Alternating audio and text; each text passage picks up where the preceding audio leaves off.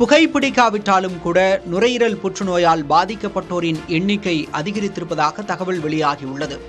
தேசிய புற்றுநோய் பதிவு தரவுகளின்படி ஆண்டுதோறும் நுரையீரல் புற்றுநோயால் பாதிக்கப்படும் 72,000 பேரில் சராசரியாக 66,000 பேர் நோய் தாக்கத்தின் காரணமாக உயிரிழப்பதாக சுட்டிக்காட்டப்பட்டுள்ளது.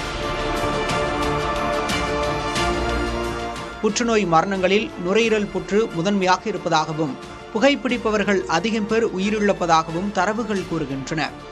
எனினும் சில ஆய்வகங்களில் கண்டறியப்பட்ட முடிவுகளின்படி நுரையீரல் புற்றால் பாதிக்கப்பட்டோரில் பாதியளவு நபர்கள் புகைப்பிடிக்காமலேயே பாதிக்கப்பட்டிருக்கின்றனர் என்பது தெரிய வந்திருக்கிறது.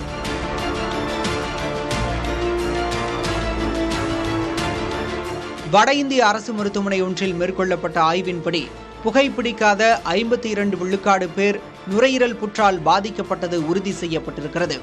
இதர சூழல் மற்றும் உடல் ரீதியான காரணங்களால் அவர்கள் பாதிக்கப்பட்டிருக்கலாம் என தெரிகிறது.